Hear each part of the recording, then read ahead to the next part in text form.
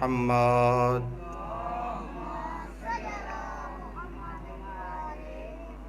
وعلى أهل بيته الطيبين الطاهرين المعصومين المظلومين الذين قال الله تعالى في شأنهم إنما يريد الله ليذهب عنكم الرجس أهل البيت ويطهركم تطهيرا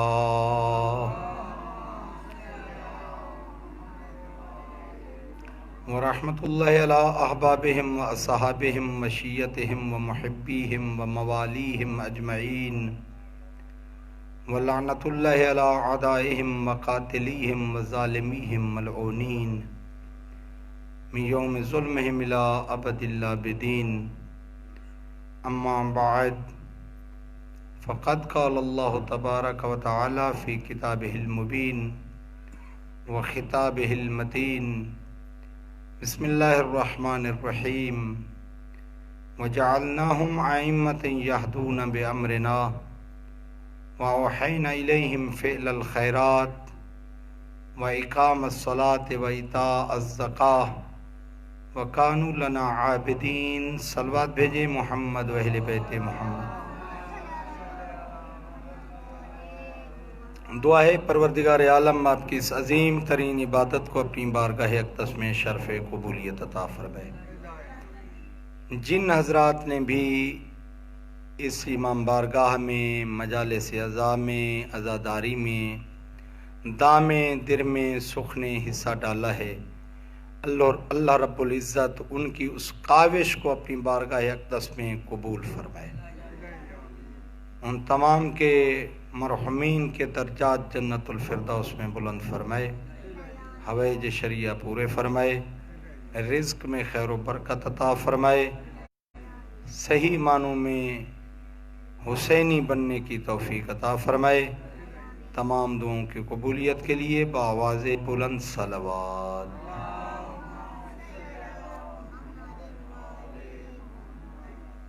بات معرفت امام کے حوالے سے اس منزل پہ پہنچی کہ امام کائنات میں سب سے آگے ہوتا ہے.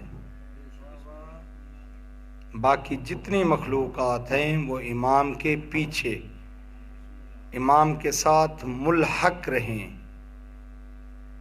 اور یہ معرفت امام حاصل کیسے ہوگی؟ جب ہم اپنی فکر کو امام کی فکر کے تابع بنائیں گے. یہ یوں کہوں کہ یہ معرفت امام ہمارے اوپر ذمہ داری کیا ڈالتی ہے. جو بزرگان بیٹھے ہیں، نوجوان دوست بیٹھے ہیں، یہ معرفت امام ہمیں کس ذمہ داری کی طرف متوجہ کرتی ہے؟ اس معرفت امام کا باقی جہاں تک ذمہ داریوں کی طرف متوجہ کرنا ہے، اس کے ساتھ ساتھ اپنی اولاد کو راہ نیک پہ لانے کا سبب بھی معرفت امام بنتی ہے. آج صرف مسلمان ممالک نہیں بلکہ غیر مسلم بھی پریشان ہیں کہ اولاد کو بے راہ و روی سے کیسے بچایا جائے. اور معصوم کی بارگاہ میں چلتے ہیں، معصوم کے دروازے پہ چلتے ہیں، ان سے پوچھتے ہیں مولا آپ بتائیں ہم اولاد کی تربیت کیسے کریں، اولاد کو معرفت امام کیسے سکھائیں؟ تو معصوم نے ارشاد فرمایا کہ یاد رکھو، اولاد کی تربیت اولاد کے پیدا ہونے کے بعد نہیں ہوتی، اولاد کی ولادت کے بعد نہیں ہوتی، بلکہ اولاد کی تربیت اس وقت سے شروع ہوتی ہے جب اپنے بھائی، بیٹے یا اپنے لیے زوجہ کا انتخاب کرنے جا رہے ہو. اگر ماں نیک ہوگی تو اولاد بھی نیک ہوگی، ماں بہادر ہوگی تو اولاد بہادر ہوگی، ماں شجاع ہوگی تو اولاد شجاع ہوگی. یہ میں نہیں کہہ رہا، اس خاندان کی عورت سے میں شادی کروں، اس سے اللہ مجھے ایک بہادر بیٹا عطا کرے جو میری طرف سے رسول کے بیٹے پہ قربان ہو جائے. میرے محترم میں کہا کرتا ہوں ہم تو غیر معصوم ہیں، گناہگار انسان ہیں. اگر معصوم امام کو بھی عباس جیسا بہادر بیٹا چاہیے تو اس کی ماں کا انتخاب بہادر خاندان سے کرتے ہیں. خاندان بہادر ہوگا، ماں بہادر ہوگی تو اولاد بھی بہادر پیدا ہوگی. پھر رسول خدا ارشاد فرماتے ہیں یہ گندگی کے ڈھیر پہ اگنے والی سبزیوں سے اپنے آپ کو بچاؤ. یا رسول اللہ، صحابہ نے عرض کیا یا رسول اللہ اس سے مراد آپ کی کیا ہے؟ رسول نے فرمایا اس سے مراد میری یہ ہے کہ وہ خوبصورت عورت جس کی تربیت رذیل ترین گھرانے میں ہوئی ہو اس سے شادی نہ کرنا، اس سے شادی نہ کرنا. اس لیے کہ جس کی تربیت رذیل ترین گھرانے میں ہوئی ہے اس سے امید نہ رکھنا کہ عزادار بیٹا پیدا ہوگا، امید نہ رکھنا کہ ماتمی بیٹا پیدا ہوگا. نہیں، تربیت اس کی اچھے گھرانے میں ہوئی ہو. پھر فرماتے ہیں جب زوجہ گھر میں آ جائے تو کوشش کرے باوضو رہے، قرآن مجید کی تلاوت کرے، واجبات کی پابند بنے، حرام کاموں سے اپنے آپ کو بچائے. پھر دیکھو کہ جو اللہ اولاد عطا کرے گا وہ اہل بیت کی بھی مطیع ہوگی، اللہ کی بھی مطیع ہوگی اور والدین کی بھی فرما بردار ہوگی. پھر فرمایا کہ جب اللہ امید لگا دے شکم مادر میں بچہ یا بچی جو بھی اللہ نے دینا ہے، فرماتے ہیں ابھی بچہ یا بچی شکم مادر میں ہے، آپ نام تجویز کر لو، نیت کر لو کہ اگر بیٹا اللہ نے دیا تو محمد رکھوں گا نام، اگر اللہ نے بیٹی دی تو فاطمہ رکھوں گا. چھٹے امام کی خدمت میں ایک شخص آیا کہ عرض کرتا ہے مولا اللہ نے مجھے بیٹا عطا کیا ہے. امام نے فرمایا اس کا نام کیا رکھا؟ کہنے لگا محمد. امام جھکتے جھکتے جھکتے زمین کے ساتھ لگ گئے، ہاتھ جوڑ کے عرض کرتا ہے مولا مجھ سے کوئی غلطی ہوئی ہے؟ امام نے فرمایا نہیں، تو نے اچھا نام رکھا ہے، لیکن اگر نام رکھ لیا ہے یہ تو پوری زندگی اس کو گالی نہ دینا،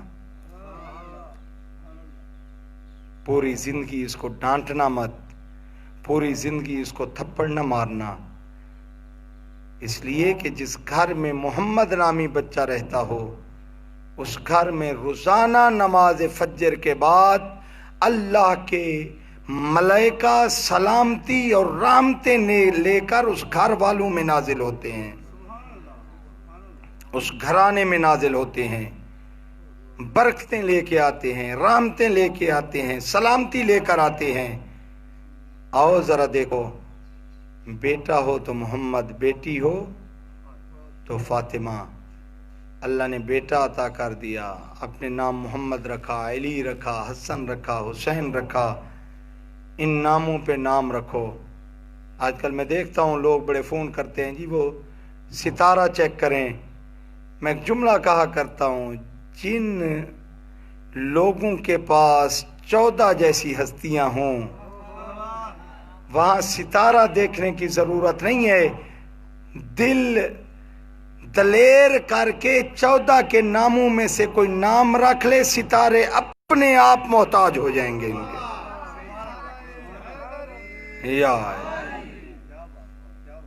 یہ سیارے ستاروں کے محتاج نہیں، ستارے ان کے محتاج ہو جائیں گے. میرے دوست آ دیکھ، جب یہ بچہ پیدا ہو یا بچی، سب سے پہلا کام آپ کیا کرتے ہیں؟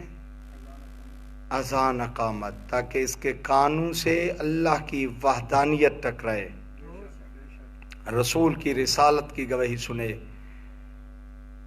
علی کی ولایت کی گواہی سنے. اس کے بعد آپ چھٹی کرتے ہیں، اس کو گھٹی لگاتے ہیں. او کیسے اللہ نے رہبر عطا کیے ہیں. ایک چھوٹی چھوٹی بات بھی ان نے ہمیں بتائی. فرماتے ہیں چھٹے امام ہننے کو اولادکم بتربت الحسین علیہ السلام، اپنے چھوٹے بچوں اور بچیوں کو گھٹی کھا کے شفا کی لگاؤ. قبر امام حسین علیہ السلام کی مٹی لو، थोड़ी सी शहद में या आब ज़मज़म में डाल कर वो बच्चे को घुट्टी लगाओ। चाहने वाले ने पूछा, मौला इसका सबब क्या है, इसकी वजह क्या है? इमाम ने इरशाद फरमाया, इसकी वजह ये है कि उसकी रगों में दौड़ने वाले खून में पहली ग़िज़ा जब खाके शिफा शामिल हो जाएगी, उस बच्चे का रिश्ता हुसैन से मजबूत हो जाएगा। बच्चे को पता चल जाएगा कि मैं हुसैनी हूँ, यजीदी नहीं हूँ। तवज्जो फरमा रहे? खाक या खाके शिफा की घुट्टी लगाओ, फिर उसका नाम रखो, मोहम्मद रखो, नाम अली रखो, हसन रखो, हुसैन रखो। एक शख्स आया इमाम की खिदमत में, आके अर्ज करते हैं, मौला रिज्क बड़ा तंग है, फाके हैं। इमाम ने फरमाया, बच्चों के नाम क्या रखे हैं? गिनने लग गया। जब गिनता रहा और चुप हुआ तो इमाम ने फरमाया, रिज्क में बरकत कैसे हो जिस घर में ना मोहम्मद हो, ना अहमद हो, ना अली हो, ना हसन हो, ना हुसैन हो, ना मूसा हो, ना काजिम हो, उस घर में बरकत कैसे आ सकती? इमाम ने फरमाया, बच्चों के नाम तब्दील कर, इन नामों पे रख। मैं मासूम हो के जमानत दे रहा हूं, रिज्क में फरावानी ना हो, मुझे आगे पकड़ना। मेरे दोस्त याद रखो, आओ जरा देखो नाम क्या रखें। हमारे यहाँ एक बहुत बड़ा जो अलमिया है, अगर भतीजे का नाम अली है तो हम बेटे का नहीं रख सकते कि भाई नाराज हो जाएगा, ऐसे है ना। भांजे का नाम मोहम्मद है तो बेटे का नाम हम मोहम्मद नहीं रखते कि हमारी बहना नाराज हो जाएगी। आओ जरा चेक करो, मासूमीन की सीरत देखो। मौला हुसैन के जितने बेटे थे सबका नाम अली। कभी आपने सुना है कि 3-4 भाई हूं और सबका एक ही नाम हो? और सीरत देखो इमाम की, जितने बेटे हैं सबका नाम अली, जितनी बेटियां हैं सबका नाम फातिमा। ये फातिमा कुबरा, फातिमा सुगरा एक इम्तियाज के लिए था, वरना नाम फातिमा। अली अकबर, अली औसत, अली असगर, असगर औसत अकबर इम्तियाज के लिए था, वरना नाम अली था। और इसी पे तंज किया था यजीद लईन ने। जब मेरे आका आए थे ना दरबार में, दरबार शाम में, तो यजीद ने कहा अपना तारुफ कराओ। इमाम ने फरमाया, अना अली इब्नुल हुसैन, मैं हुसैन का बेटा अली हूँ। कहने लगा, अली को तो अल्लाह ने कत्ल करा दिया करबला के मैदान में। इमाम ने यहाँ पे अपना अकीदा बयान किया। इमाम ने फरमाया, ये तो गलत कह रहा है, वो मेरा भाई अली अकबर था, उसको अल्लाह ने कत्ल नहीं कराया, उसको तूने कत्ल कराया है। अल्लाह ने दर्जा शहादत पे फायज फरमाया है, अल्लाह ने दर्जा शहादत पे फायज फरमाया है। तंज किया इसने, यजीद लईन ने तंज किया। क्या तंज किया? कि तुम्हारे पापा को कोई और नाम नहीं आता था, तुम्हारा नाम भी अली, उसका नाम भी अली, हाथों में हथकड़ियां हैं, गले में तौक है, पैरों में बेड़ियां हैं। जब यजीद ने तंज किया, इमाम जितना अपनी ताकत दिखा सकते थे सीधे हुए। देख के फरमाते हैं, ओ यजीद लईन, अगर तूने बात छेड़ भी दी है तो जवाब भी सुन ले, अगर तूने तंज किया है तो फिर सज्जाद से जवाब भी सुन ले। याद रख, तेरे बाप की ये कोशिश थी नाम अली दुनिया से मिट जाए, लेकिन मेरे बाबा हुसैन ने अपने हर बेटे का नाम अली रख के नाम अली को कयामत तक जिंदा और जावेद बना दिया, कयामत तक के लिए जिंदा और जावेद बना दिया। आओ मेरे दोस्तों, कैसे औलाद की तरबियत करें। आओ मासूम की बारगाह में चलो, आओ मासूम से पूछो। मासूम इरशाद फरमाते हैं कि पहले 7 साल बच्चे के गुलाम बन जाओ। जब तक आपका बच्चा 7 साल का है उसके गुलाम बन जाओ, उसका हर कहना मानो, हर बात मानो उसकी। ایک بات یاد رکھیے گا، معصوم صرف بتاتا نہیں ہے، کر کے دکھاتا ہے۔ نہیں، جس عظیم منزل کی طرف آپ کو لے کے جانا چاہتا ہوں، رسول نے صرف بتایا نہیں، کر کے دکھایا ہے۔ جب بچوں نے کہا یا رسول اللہ، اے میرے نانا جان، ہماری سواری نہیں ہے، ہماری سواری نہیں ہے، رسول نے اپنے شانوں کو جھکایا، فرمایا آؤ ایک اس شانے پہ سوار ہو جائے، ایک اس شانے پہ سوار ہو جائے، میں رسول تمہاری سواری بن جاتا ہوں۔ دونوں شہزادے سوار ہوئے، آنے والے نے دیکھا، دیکھ کے سوال کیا اور کہا نعم المرکب، کیا پیاری سواری ہے۔ رسول نے فرمایا تجھے سواری پیاری نظر آ رہی ہے، سوار پیارے نظر نہیں آ سوار پیارے نظر نہیں آ رہے۔ یہ دیکھ سواری کتنی پیاری ہے، تو سوار بھی تو 14ویں کے چاند ہیں، سوار بھی تو پیارے ہیں۔ بچوں نے کہا نانا باقی سواریوں کی تو باغیں ہیں، ہماری سواری کی۔ رسول نے واللیل کی ایک زلف حسن کو تھما دی، ایک زلف حسین کے ہاتھ میں تھما دی۔ میرے دوستو یاد رکھو، ایک مفکر ہے، جس مسلک سے اس کا تعلق ہے، وہ کہتا ہے نہ نانا سواری بنا نہ نواسے سوار بنے۔ یہ نانے اور نواسوں کا مسئلہ نہیں ہے، یہ دین کا مسئلہ ہے۔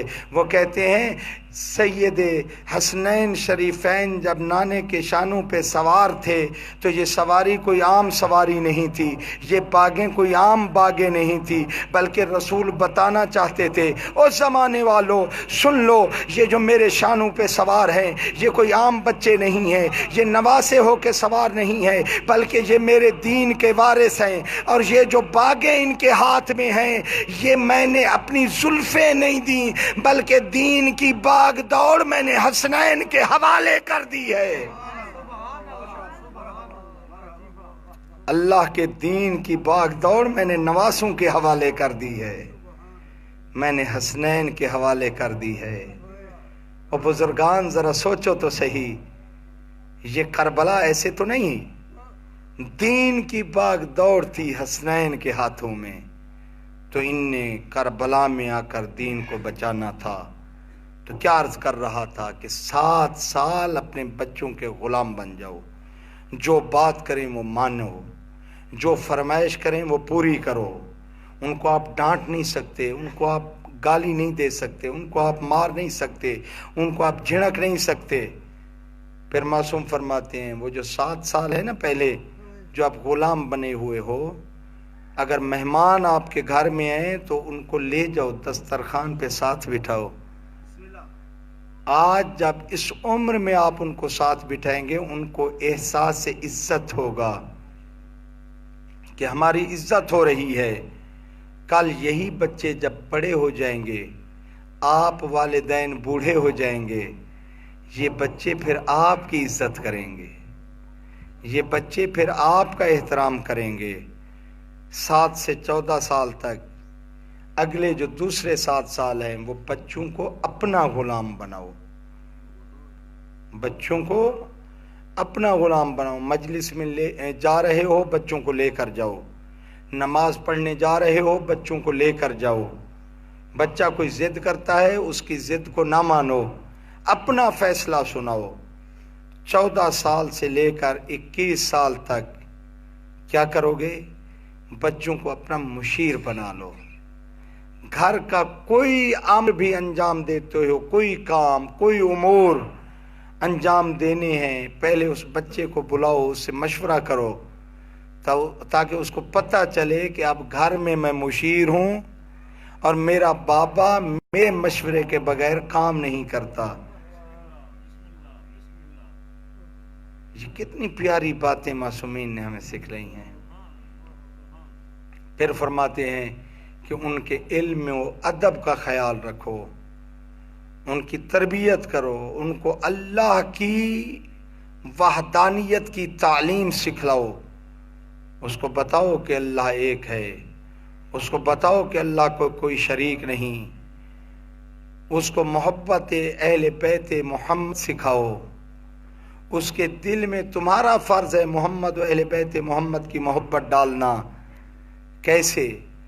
بڑی چھوٹی چھوٹی باتیں لیکن بہت اہم باتیں. توجہ چاہتا ہوں. معصوم فرماتے ہیں جب ہماری ولادت کا دن آ جائے بچے کو نیا سوٹ لے کر دے دو. اس کو پتہ چلے کہ کسی امام کی ولادت ہے. اب وہ انتظار کرے گا کہ کوئی ولادت آئے گی تو مجھے بابا سوٹ دے گا.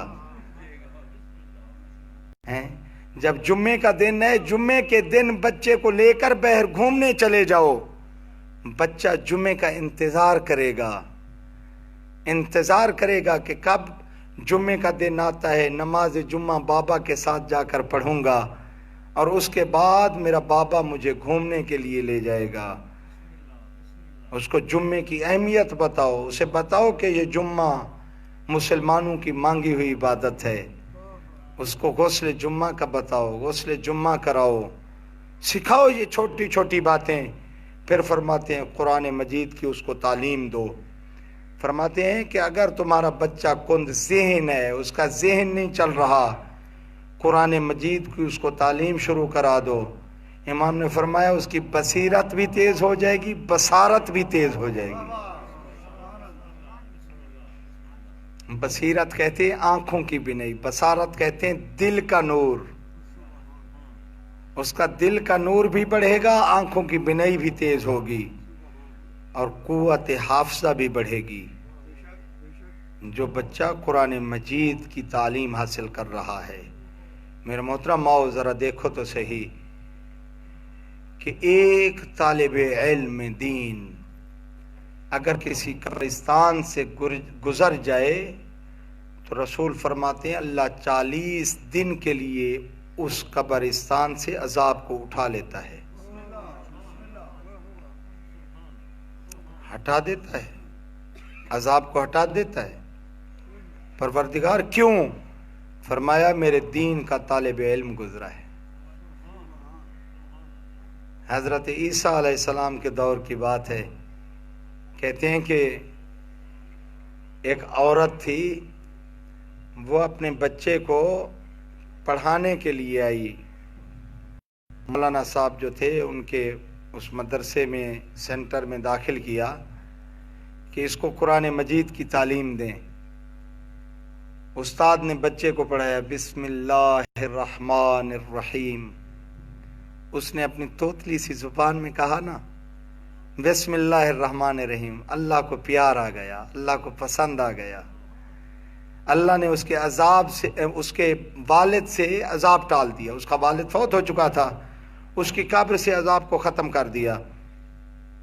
ملائکہ نے پوچھا یا اللہ یہ تو کئی سالوں سے عذاب میں مبتلا تھا اور اتنا جلدی سارا عذاب ٹل گیا. اللہ نے فرمایا ملائکہ ذرا فرش زمین پہ جاؤ, جا کے دیکھو تو صحیح اس کا چھوٹا سا بچہ ہے, وہ اپنی توتلی زبان میں مجھے رحمان بھی کہہ رہا ہے, رحیم بھی کہہ رہا ہے.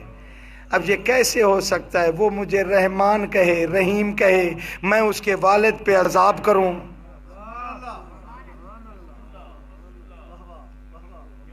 عذاب ٹال دیا. قرآن مجید کی تعلیم, اہل بیت کی محبت کی تعلیم, یہ والدین کی ذمہ داری ہے. یہ والدین کی ذمہ داری ہے تربیت اولاد. آؤ ذرا دیکھو یہ تربیت اولاد کے نتیجے میں انسان بلند کمال کی طرف جاتا ہے, بلند منزل کی طرف جاتا ہے. آج بہت بڑے بڑے مراجع جو ہیں وہ کہتے ہیں کہ عزاداری کی وجہ سے ہم زندہ ہیں. عزاداری ہماری وجہ سے نہیں ہے, ہم عزاداری کی وجہ سے زندہ ہیں. کیوں؟ اس لیے کہ ہم نہ تھے, عزاداری تھی. ہم نہیں تھے, عزاداری تھی. ہم نہیں ہوں گے. ہاں تھوڑا سا بولیے, عزاداری ہوگی. ہم نہیں تھے, عزاداری تھی. ہم نہیں ہوں گے, عزاداری ہوگی. کیوں؟ اس لیے کہ عزاداری معجزہ ہے. عزاداری معجزہ ہے۔ توجہ جس جملے کی طرف آپ کو لے کے جانا چاہتا ہوں، عزاداری معجزہ ہے۔ آج کائنات کا کوئی کونا ایسا نہیں جہاں پر یا حسین کی صدا بلند نہ ہو رہی ہو۔ دو ہی تو معجزے ہیں۔ کوئی ملک ایسا نہیں، کوئی ملک کا ایسا کونا خالی نہیں جہاں اللہ کی اذان نہ ہوتی ہو یا حسین کی یا حسین صدا نہ بلند ہوتی ہو۔ میں تو کہا کرتا ہوں یہ کیسے نہ ہو۔ اللہ نے چاہا اور کہا کہ حسین تو نے لا الہ الا اللہ کو نہ مٹنے دیا، میں اللہ وعدہ کرتا ہوں تجھے میں نہیں مٹنے دوں گا۔ یا علی، تو نے لا الہ الا اللہ کو نہ مٹنے دیا، میں یا حسین کو نہ مٹنے دوں گا۔ تیری عزاداری دنیا کے کونے کونے میں ہوگی، میری آذان بھی دنیا کے کونے کونے پہ ہوگی۔ جہاں جہاں میرا نام ہوگا حسین، وہاں وہاں تیرا نام ہوگا۔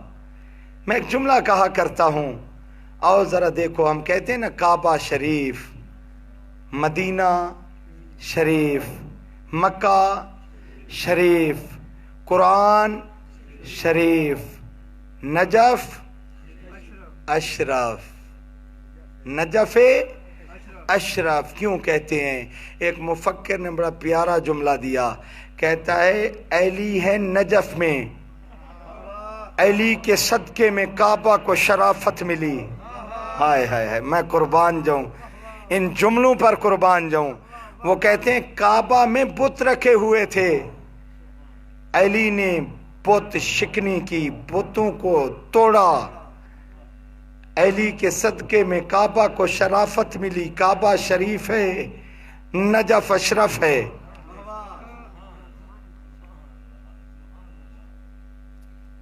مکہ شریف ہے، نجف اشرف ہے۔ مکہ کو علی کے بازوں کی وجہ سے شرافت ملی، علی نے جہاد کیا، اپنی تلوار کے جوہر دکھائے۔ مدینہ شریف ہے، نجف اشرف ہے۔ مدینے میں کافر مسلمانوں پہ کرتے تھے حملے، علی کرتے تھے دفاع۔ علی کے صدقے میں شرافت ملی۔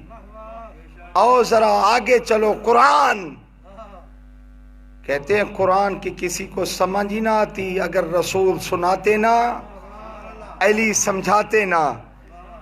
علی کی شرافت کے صدقے میں قرآن کو شرافت ملی۔ یہی علی فرماتے ہوئے نظر آتے ہیں کہ اگر میرے لیے مسند قضاوت بچھا دی جائے اور مجھ سے سوال کیا جائے تو میں بتاؤں گا قرآن کی کون سی آیت حضر میں نازل ہوئی، کون سی آیت سفر میں نازل ہوئی، کون سی آیت میدان میں نازل ہوئی، کون سی آیت گھر میں نازل ہوئی، کون سی آیت حلال کے بارے میں نازل ہوئی، کون سی آیت حرام کے بارے میں نازل ہوئی، کون سی آیت کسی کی تعریف میں نازل ہوئی، کون سی آیت کسی کی مذمت میں نازل ہوئی۔ علی فرماتے ہیں میں کیسے نہ بتاؤں، میں نے علم قرآن محمد کی زبان چوس کے جو لیا ہے۔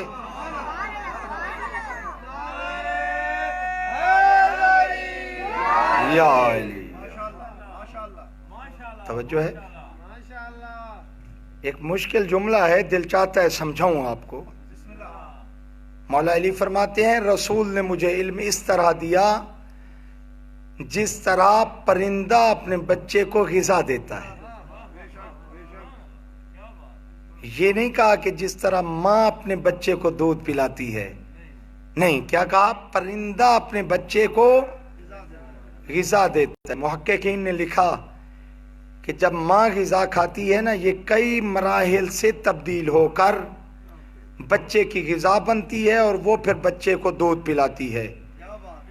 لیکن پرندہ جیسے دانہ اٹھاتا ہے، سمجھ گئے آپ بات کو؟ سمجھ گئے؟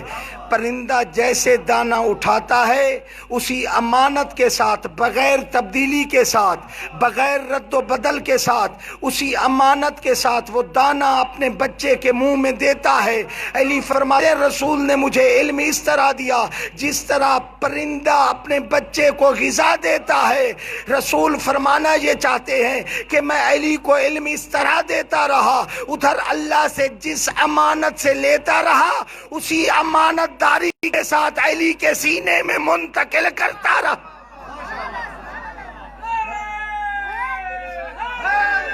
یا علی، جیسے میں نے اللہ سے علم لیا اسی امانت کے ساتھ علی کے سینے میں منتقل کیا۔ ہے نا بابا، علم ہو تو ایسا ہو۔ لوگ پوچھتے تھے یا علی ابھی ہم سوال کر رہے ہوتے ہیں آپ جواب دے دیتے ہیں۔ امام نے فرمایا تمہارے ہاتھ کی انگلیاں کتنی ہیں؟ کہنے لگے 5۔ امام نے فرمایا تم نے سوچا نہیں؟ کہنے لگے یہ ہر وقت جو ہمارے سامنے ہیں۔ امام نے فرمایا جس طرح تمہاری یہ 5 انگلیاں ہر وقت تمہارے سامنے ہے اسی طرح اللہ کی کائنات ہر وقت علی کے سامنے ہے۔ اللہ کی کائنات علی ابن ابی طالب کے سامنے ہے۔ 10 آدمی آئے میرے آقا کی خدمت میں، آ کے سوال کرنے لگے مولا یہ بتائیں کہ علم افضل ہے کہ مال؟ امام نے ان 10 آدمیوں کے جواب میں بات یہی کہی کہ علم افضل ہے، لیکن سب کے جواب میں دلیل الگ الگ پیش کی۔ علم کی عظمت پہ علی ولی نے دلیل الگ الگ پیش کی۔ پہلا شخص آیا آ کے دیکھ کے کہنے لگا مولا علم افضل ہے کہ مال؟ امام نے فرمایا علم افضل ہے۔ مولا دلیل کیا ہے؟ امام نے فرمایا علم انبیاء کی میراث ہے، مال فرعونوں کی میراث ہے۔ دوسرا آگے پڑھا مولا علم افضل ہے کہ مال؟ امام نے فرمایا علم افضل ہے۔ کہتا ہے دلیل کیا ہے؟ امام نے فرمایا علم مرنے کے بعد بھی فائدہ دیتا ہے، مال زندگی تک فائدہ دیتا ہے۔ ایک اور شخص آگے بڑھا مولا علم افضل ہے کہ مال؟ امام نے فرمایا علم افضل ہے۔ مولا دلیل کیا ہے؟ امام نے فرمایا عالم کے دوست زیادہ ہوتے ہیں، مالدار کے دشمن زیادہ ہوتے ہیں۔ ایک اور شخص آگے بڑھا آ کے عرض کرتا ہے مولا علم افضل ہے کہ مال؟ امام نے فرمایا علم افضل ہے۔ مولا دلیل کیا ہے؟ امام نے فرمایا علم خرچ کرنے سے بڑھتا ہے، مال خرچ کرنے سے گھٹتا ہے۔ ایک اور شخص آگے بڑھا آ کے عرض کرتا ہے مولا علم افضل ہے کہ مال؟ امام نے فرمایا علم افضل ہے۔ مولا دلیل کیا ہے؟ امام نے فرمایا اللہ نے ہمیں علم عطا کیا، ہمارے دشمن کو مال عطا کیا۔ ایک اور شخص آگے بڑھا مولا علم افضل ہے کہ مال؟ امام نے فرمایا علم افضل ہے۔ مولا دلیل کیا ہے؟ امام نے فرمایا مال جیب سے نکالو گے تو فائدہ دے گا، علم اندر رہ کر بھی فائدہ دے رہا ہوتا ہے۔ ایک اور شخص آگے بڑھا دیکھ کے کہتا ہے مولا علم افضل ہے کہ مال؟ امام نے فرمایا علم افضل ہے۔ مولا دلیل کیا ہے؟ امام نے فرمایا علم قبر کو منور کر دیتا ہے، مال قبر میں اندھیرا کر دیتا ہے۔ ایک اور شخص آگے بڑھا، اس وقت امام نے فرمایا ارے تم تو 10 آدمی ہو، اگر قیامت تک کے لیے لوگ باری باری آ کر مجھ سے یہی سوال کرتے رہے تو میں کہوں گا علم افضل ہے، اور قیامت تک میں ان کے جواب میں دلیل نہیں پیش کرتا چلا جاؤں۔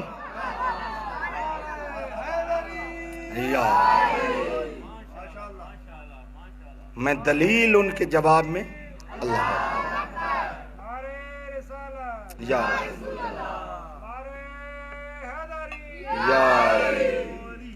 بار دیگر صلوات بھیجیں۔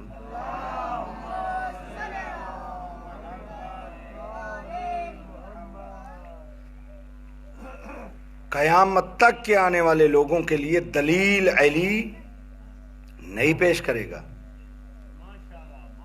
ایک شخص آیا کیا عرض کرتا ہے مولا علم کی عظمت اور جہالت کی مذمت کے لیے کوئی جملہ ارشاد فرمائیں۔ بس گفتگو کو آخری منزل کی طرف لے آؤں تاکہ ذکر مصائب آج کچھ زیادہ ہو جائے، مصائب کے دن ہیں۔ ایک شخص آیا کہ عرض کرتا ہے علم کی عظمت اور جہالت کی مذمت پہ کوئی جملہ ارشاد فرمائیں۔ امام نے بڑا عظیم جملہ ارشاد فرمایا، امام نے فرمایا علم کی عظمت کے لیے یہی کافی ہے کہ جاہل کو بھی عالم کہہ دو تو خوش ہو جاتا، جاہل کو بھی عالم کہہ دو تو خوش ہو جاتا ہے۔ فرمایا جہالت کی مذمت کے لیے اتنا کافی ہے کہ جاہل کو بھی جاہل کہہ دو تو ناراض ہو جاتا ہے۔ ایسے ہے یا نہیں ہے؟ کوئی چٹا ان پڑھ ہوئے تو تساں کو آکھو چاہو جاہلا، وہ ناراض ہو جائے گا۔ اور بالکل ان پڑھ ہو، جس طرح آپ کے ممبر پہ آتے ہیں اور کہتے ہیں سٹے سے علامہ مفسر قرآن، چاہے قرآن دیکھ کے نہ آتا ہو، وہ خوش ہو جاتا ہے کہ مجھے علامہ کہہ دیا ہیں۔ یعنی جاہل کو بھی عالم کہہ دو زوار صاحب تو وہ خوش ہو جاتا ہے، امام فرما رہے ہیں، اور جاہل کو جاہل کہہ دو تو ناراض ہو جاتا ہے۔ پھر امام فرماتے ہیں عالم مر کے بھی زندہ رہتا ہے، جاہل زندہ رہ کر بھی مردہ ہوتا ہے۔ پھر فرماتے ہیں علم انسان کی زندگی ہے، جہالت موت ہے۔ چھٹے امام سے ایک شخص نے سوال کیا، مولا انسان کی زندگی علم ہے، انسان کی موت جہالت ہے، یہ بتائیں کہ علم کی زندگی کیا ہے؟ انسان کی زندگی علم ہے، انسان کی موت جہالت ہے، یہ بتائیں کہ علم کی زندگی کیا ہے؟ امام نے فرمایا ہم آل محمد علم کے لیے زندگی ہیں۔ اللہم صلی اللہ علیہ وسلم۔ علم ہماری وجہ سے زندہ ہے، علم ہم اہل بیت نبوت کے گھر سے نکلا ہے۔ اور میرے دوستو علم کی طرف اپنے بچوں کو لگاؤ، تعلیم و تربیت کا انتظام کرو۔ یہ عشرہ محرم معرفت امام سکھاتا ہے، یہ عشرہ محرم ہمیں سکھاتا ہے۔ دیکھیں یہ عزاداری کا فائدہ، اس کا ثمرہ کیا ہے کہ دشمن آپ کے خلاف پورا سال پروپیگنڈا کرتا ہے، پورا سال۔ ایک عشرہ محرم آتا ہے، اس سارے پروپیگنڈے کو بہا کے لے جاتا ہے۔ بھئی ایسے تو نہیں محرم مصیبت بنا ہوا غیروں کے لیے، کیوں؟ اس لیے کہ اس میں فرمان رسول اور آل رسول پڑھے جاتے ہیں، اس میں کسی کی دل آزاری نہیں کی جاتی، اس میں کسی پہ لان تان نہیں کی جاتی، اس میں کسی کو گالیاں نہیں دی جاتی، اس لیے کہ یہ منبر تہذیب سکھاتا ہے، یہ منبر اخلاق سکھاتا ہے، یہ منبر ادب کا درس دیتا ہے۔ کیوں؟ جس کے ہم چاہنے والے ہیں ان نے ہمیں ادب سکھایا، ان نے ہمیں تہذیب سکھائی، ان نے ہمیں اخلاق سکھایا۔ اور اخلاق کے مرقع دیکھو کہ امام خود فرما رہے ہیں جو اللہ نے صحابی مجھے عطا کی ہے نا کربلا میں، میرے نانا کو بھی عطا نہیں ہوئے۔ فرماتے ہیں میرا نانا بلاتا تھا، آتے نہیں تھے، میں چراغ بجھا کے کہتا ہوں چلے جاؤ، یہ جاتے نہیں ہیں۔ جب امام نے دیکھا نا نہیں جاتے تو امام نے فرمایا آؤ اپنا مقام دیکھو، مسلم آ یہ جنت میں اپنا مقام دیکھ، میں قربان جاؤں۔ اللہ آپ سب کو جنت نصیب کرے انشاءاللہ، مجھ سمیت اللہ رب العزت ہمیں جنت کا حقدار بنائے اور صحیح معنوں میں حسینی بنائے۔ امام نے فرمایا حبیب ابن مظاہرہ جنت میں اپنا مقام دیکھ، وہ دیکھ وہ سامنے جنت میں تیرا گھر ہوگا۔ پھر امام نے فرمایا کل سارے مرد مارے جاؤ گے۔ ایک بچہ ہے 13 سال اس کی عمر ہے، میری طرف توجہ رکھیں آپ، 13 سال اس کی عمر ہے۔ بشیر بھائی جب امام نے فرمایا نا کل سارے مرد مارے جاؤ گے، علماء مقاتل لکھتے ہیں کہ یہ بچہ پچھلی صف میں بیٹھا تھا، گھٹنوں پہ ٹیک لگا کے کھڑا ہو گیا۔ علماء مقاتل نے لکھا کہ یہ گھٹنوں پہ ٹیک لگا کے کھڑا کیوں ہوا؟ وجہ لکھی علماء نے کہ اس لیے بچہ گھٹنوں کے بل کھڑا ہوا کہ مجھ پر بھی حسین کی نظر پڑ جائے۔ مجھ پر بھی میرے چچا کی نظر پڑ جائے، کیونکہ میں تو 13 سال کا ہوں، میرا شمار ابھی ان جوان مردوں میں تو نہیں ہے۔ جب امام نے کچھ نہ کہا، پھر بچے نے سوال کر لیا، چچا جان کیا میرا نام بھی شہداء کی لسٹ میں ہے؟ امام نے فرمایا، اچھا جواب ہاں یا نہ میں نہیں دیا، امام نے سوال کر لیا، یا بنیا کیف الموت عندک، میرا بیٹا تجھے موت کیسے لگتی ہے؟ جواب سنو گے؟ عرض کرتے ہیں، یا اماں ہو الموت عندی احلا من الاصل، چچا جان، او میرے پیارے چچا جان، موت مجھے شہد سے زیادہ میٹھی لگتی ہے۔ امام نے فرمایا، قاسم کل صرف تو شہید نہیں ہوگا بلکہ تیرا بھائی علی اصغر بھی مارا جائے گا۔ پہلے جملے پہ مطمئن ہو گئے، دوسرے جملے پہ بے قرار ہو گئے۔ دیکھ ہاتھ جوڑ کے عرض کرتے، چچا جان اتنا بتا دیں کہ علی اصغر تو ماں کی گود میں ہے، کیا یزیدی فوج ہمارے خیام کے اندر گھس جائے گی؟ اجرکم اللہ، اجرکم اللہ زادارو، جی بھر کے رویا کرو ان شہزادوں پر، جی بھر کے رویا کرو ان یتیموں پر، جی بھر کے میری ماں بہنوں پرسا دیا کرو رسول کی بیٹی کو۔ آؤ ذرا دیکھو جناب قاسم شب عاشور ماں کے سامنے بیٹھے ہیں، ماں در سے وفا دے رہی ہے۔ جب در سے وفا دے رہی ہے تو کیا کہہ رہی ہے؟ قاسم کل میری تربیت کا امتحان ہوگا۔ قاسم تو چھوٹا سا تھا، تیرے بابا شہید ہو چکے تھے، میں نے تیری تربیت کی ہے، میری تربیت کی لاج رکھنا، مجھے سرخرو کرنا۔ قاسم ہاتھ جوڑ کے عرض کرتے ہیں، اماں اجازت لے کر دینا آپ کا کام، میدان جنگ میں بہادری کے جوہر دکھانا میرا کام۔ روایات کے جملے ہیں کہ صبح عاشور بار بار جناب قاسم آتے ہیں، اجازت نہیں ملتی۔ آئے خیمے کے اندر، اپنا سر گھٹنوں میں رکھ کے رونے لگ گئے۔ ماں کی نظر پڑی، ماں نے آ کے اٹھایا، پیشانی کا بوسہ لیا۔ قاسم کیوں روتا ہے؟ جناب قاسم دیکھ کے عرض کرتے ہیں، چچا اجازت نہیں دے رہے۔ جناب ام فروہ کو جناب حسن کی ایک حدیث اور ایک فرمان یاد آ گیا کہ جب آخری وقت تھا نا، امام حسن کے جگر کے ٹکڑے باہر نکل رہے تھے، قاسم کو سینے پہ لٹایا ہوا تھا، امام حسن علیہ السلام نے ایک تعویذ قاسم کے بازو کے ساتھ باندھا تھا اور فرمایا تھا، ام فرما کہیں پہ مشکل بن جائے نا، اس تعویذ کو کھول لینا، مشکل حل ہو جائے گی۔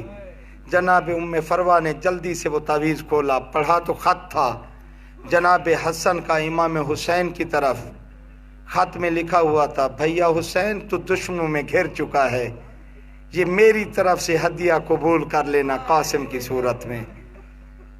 جناب قاسم خط لے کر بڑی خوشی خوشی سے آئے، آ کے عرض کرتے ہیں، چچا اب تو آپ کو اجازت دینی پڑے گی، یہ آپ کے بھیا کا خط مل گیا، یہ میرے بابا حسن کا خط مل گیا۔ عزادارو مشکل میں گھرا ہوا ہو نا بھائی، اور بھائی کا خط مل جائے، ایمان سے بتاؤ بھائی کی یاد نہیں آئے گی کہ کاش میرا بھائی حسن ہوتا، وہ میری کمر کا زور بنتا۔ عزادارو آؤ ذرا، علماء مقاتل لکھتے ہیں کہ نہ حسین اس سے پہلے غش میں گئے نہ اس کے بعد غش میں گئے، پوری کربلا کی تاریخ میں، پورے دن میں یہ ایک موقع ایسا ہے جب حسین غش کھا کے گر پڑے، بھائی کے خط کو چوما، آنکھوں پہ رکھا، قاسم کو سینے سے لگایا، دونوں چچا اور بھتیجا اتنا روئے کہ غش کھا کے دونوں زمین کربلا پہ گر گئے۔ میں رک کے ماتمیوں سے سوال کرتا ہوں، ماتمیوں آپ کا حلقہ 11 محرم کو لگا ہوتا ہے یا یوم عاشور کو لگا ہوتا ہے، اگر کوئی ماتمی ماتم کرتے کرتے بے ہوش ہو کے گر پڑے آپ کیا کرتے ہیں؟ جاتے ہیں پانی لاتے ہیں، اس کو چھینٹے ماریں گے، اس کے منہ میں پانی ڈالیں گے۔ یہاں کربلا کے میدان میں یوم عاشور کو حسین بھی غش کھا کے گرے، قاسم بھی غش کھا کے گرے۔ دیکھ تو رہی تھی علی کی بیٹیاں، لیکن کیا کرتی؟ پانی کہاں سے لاتی، کہاں سے چھینٹے دیتی، کہاں سے پانی پلاتی؟ بس آئیں خشک تلیوں کو ملنا شروع کیا۔ افاقہ ہوا، امام حسین قاسم کو لے کر خیمے کے اندر آئے۔ جناب فضہ سے کہا تبرکات والا صندوق لے آؤ۔ تبرکات والا صندوق لایا گیا۔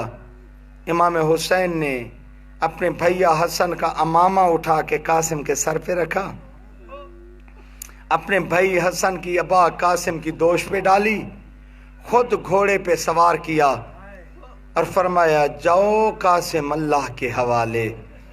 جناب قاسم چلے۔ یہاں پہ شہید مرتضی مطہری لکھتے ہیں کہ دشمن راوی ہے، دشمن کہتا ہے کہ میں نے دیکھا خیام حسینی سے ایک بچہ نکلا جو 14ویں کا چاند لگ رہا تھا۔ نہیں، جملہ سنیے گا آزادارو، تھک کے نہیں روئیے گا، جملہ سنیے گا۔ شہید مرتضی مطہری کہتے ہیں جو دشمن کی نگاہ میں 14ویں کا چاند ہو وہ ماں کی نگاہ میں کیا ہو؟ اجرکم اللہ، اجرکم اللہ۔ وہ ماں کی نگاہ میں کیا ہوگا؟ بس آئے جناب قاسم، جہاد کیا، بہت سارے ملونوں کو فنار کیا۔ عمر ابن سعد نے کہا چاروں طرف سے گھیرے میں لے لو، یہ ہاشمی بچہ ہے، یہ علی حیدر کرار کا پوتا ہے، یہ حسن مجتبی کا بیٹا ہے۔ 2 سر ایسے ملتے ہیں کربلا کے میدان میں جو شگافتہ ہوئے۔ ایک حضرت عباس کا سر جب پیچھے سے کسی نے آ کے گرز مارا تھا، دوسرا قاسم کا سر یہاں بھی پیچھے سے آ کے ایک ظالم نے گرز مارا، سر شگافتہ ہوا، گھوڑے پہ سنبھل نہ سکے، آواز دی چچا میری مدد کو آؤ۔ شہید مرتضی مطہری کہتے ہیں قرآن میں اللہ فرماتا ہے اگر شہید مدد کے لیے بلائے تو جلدی سے اس کی مدد کے لیے جاؤ۔ وہ کہتے ہیں امام حسین ناطق کے قرآن تھے، عالم قرآن تھے، جانتے تھے میں نے کیا کرنا ہے، تیزی کی طرح، بجلی کی تیزی کی طرح میدان کی طرف آئے، لیکن قاسم کی آواز آ رہی تھی چچا میں پسا جا رہا ہوں، چچا مجھ پہ گھوڑوں کی ٹاپیں آ رہی ہیں، چچا میری پسلیاں ٹوٹتی جا رہی ہیں۔ جناب حسین پہنچے، فوج پہ حملہ کیا، گھوڑوں کو ہٹایا، فوجیوں کو ہٹایا، لشکر کو بھگایا، بس جناب قاسم کے سرانے کھڑے ہوئے۔ جب غبار ہٹا تو کیا دیکھتے ہیں؟ ابھی قاسم کی روح باقی ہے۔ دیکھ کے فرماتے ہیں قاسم تیرے چچا کو یہ بات رلاتی رہے گی، تیرے چچا کو یہ بات ستاتی رہے گی کہ تو نے اپنے چچا کو مدد کے لیے بلایا اور تیرا چچا تیری مدد نہ کر سکا، اور اگر آیا بھی صحیح تو تجھے اس کا فائدہ نہ مل سکا۔ بس قاسم کا لاشا اٹھایا، لے کر گنج شہداء میں آئے حسین۔ کہاں پہ رکھا؟ ایک طرف علی اکبر کا لاشا رکھا ہوا تھا، ایک طرف قاسم کا لاشا رکھا، درمیان میں خود بیٹھ گئے۔ ایک ہاتھ اکبر کے سینے پہ رکھا، دوسرا ہاتھ قاسم کے سینے پہ رکھا، اپنے چہرے کا رخ آسمان کی طرف کیا اور ایک بین کیا، واہ غربتا، ہائے غریبی، میرا اکبر بھی مارا گیا، میرا قاسم بھی مارا گیا، پروردگار میں غریب ہو گیا۔ بس عزادارو آخری جملہ سننے کی زحمت دوں گا۔ جناب حسین نے فرمایا فضہ قاسم کی ماں کو بلاؤ، آ کر اپنے بیٹے پہ گریہ کر لے۔ جناب ام فروا کو بلایا گیا، جناب ام فروا آئیں، اپنے بیٹے کے لاشے کو دیکھا، گھوڑوں کی ٹاپوں کے جگہ جگہ نشان نظر آئے۔ جب گھوڑوں کی ٹاپوں کے نشان دیکھے تو ایک مرتبہ جناب ام فروا نے اپنا رخ مدینے کی طرف کیا اور کہا اے مولا حسن، اے قاسم کے بابا، اب مجھے وہ آخری لمحہ یاد آتا ہے جب آپ کا جگر کٹ کٹ کے بہرا رہا تھا، آپ اپنے جگر کا کٹنا بھول گئے تھے، آپ قاسم کے بدن کے بوسے لے رہے تھے۔